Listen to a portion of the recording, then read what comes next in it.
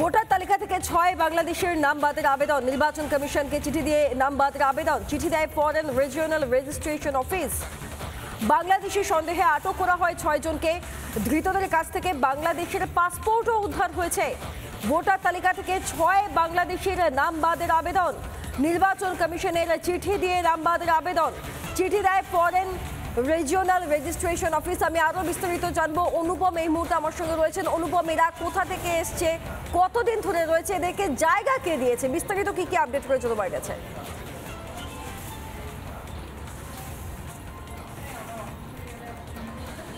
দেখো, এফআরওর তরফে এই চিঠি নির্বাচন কমিশনের কাছে পাঠানো হয়েছে এবং অবিলম্বে তাদের নাম ভারতের যে ভোটার তালিকায় রয়েছে সেটা বাদ দেওয়ার জন্য বলা হয়েছে।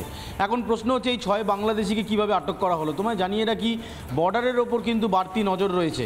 যারা ইতিমধ্যেই এই এসআইআর আতঙ্কে বিভিন্ন সময় বিভিন্ন বর্ডার থেকে বেরিয়ে যাওয়ার চেষ্টা করছেন তাদেরকে আটক করা হচ্ছে এবং এরকমই 6 জনকে আটক করা হয়েছে যাদের কাছ থেকে প্রচুর নথি পাওয়া গেছে, যার মধ্যে বাংলাদেশের প্রচুর নথি রয়েছে, ভারতের প্রচুর নথি রয়েছে। এখন ভারতের ভোটার কার্ড, আধার কার্ড এরা কিভাবে তৈরি করলো, কতদিন ধরে ভারতে ছিল, এই যাবতীয় তথ্য পুলিশ নিঃসন্দেহে এর অনুসন্ধান করবেন এবং এর তথ্য তারা খুঁজে বার করবেন। তবে প্রাথমিকভাবে যেহেতু পশ্চিমবঙ্গে এই এসআইআর প্রক্রিয়া চলছে, তাই পশ্চিমবঙ্গের ভোটার তালিকায় যাতে এদের নাম না থাকে সেই কারণে সেই নাম বাতিলের জন্য ইতিমধ্যেই এফআরওর তরফে নির্বাচন কমিশনকে সেই লেটার পাঠানো হয়েছে এবং সেই চিঠির মারফতে তারা যেটা জানাচ্ছেন যে অবিলম্বে যাতে এদের নাম বাদ দেওয়া হোক, সেই প্রক্রিয়া যেন শুরু করা হয়। এখন বর্ডার লাইনগুলো থেকে যারা বেরোচ্ছেন বা যারা দীর্ঘদিন ধরে পশ্চিমবঙ্গের বিভিন্ন প্রান্তে লুকিয়েছিলেন, অন্তত এসআইআর পর্বে যাদের নথি নেই বলে যারা বাংলাদেশে বিভিন্ন জায়গায় পালানোর চেষ্টা করছেন, কোথাও কোথাও বর্ডার টপকে যাওয়ার চেষ্টা করছেন, সেখানে যারা আটক হচ্ছেন মূলত তাদেরকে এই নথি দেখা হচ্ছে। এবং এফআরও এটা প্রথম নয়, এর আগেও বহু বাংলাদেশিকে তারা আটক করেছেন এবং তারপর সেখান থেকে নথি তারা যাচাই করেছেন এবং অনেক ক্ষেত্রেই দেখা গেছে পশ্চিমবঙ্গের ভোটার তালিকা তো বটেই, দেশের বিভিন্ন জায়গায় বিভিন্ন তাদের ইম্পর্টেন্ট ডকুমেন্টস তারা তৈরি করে নিয়েছেন। ফলে তাদেরকে কিভাবে এই ভোটার তালিকা থেকে বাদ দেওয়া যায় সেই প্রক্রিয়া নিশ্চিতভাবে নির্বাচন কমিশনও তারা শুরু করছেন। হবে সেই নামগুলো তারা পেয়েছেন এবং ইতিমধ্যেই তার প্রক্রিয়া শুরু হয়েছে।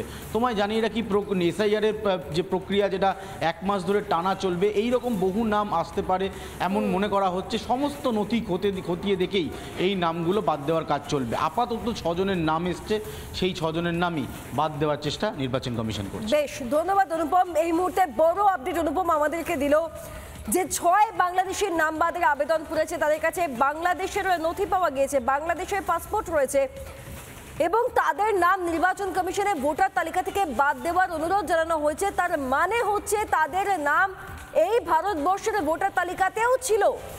তারা একই সঙ্গে 2 দেশের যাবতীয় নথি বহন করছিল এবং এদের মধ্যেই 6 জনকে আটক আর নাম বাদের আবেদন জানিয়ে চিঠি নির্বাচন কমিশনকে রিজিওনাল রেজিস্ট্রেশন অফিসের।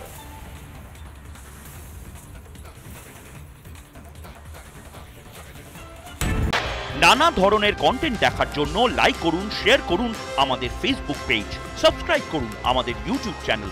পাশাপাশি অন্যান্য ব্রেকিং নিউজের জন্য অবশ্যই চোখ রাখুন রিপাবলিক বাংলায়।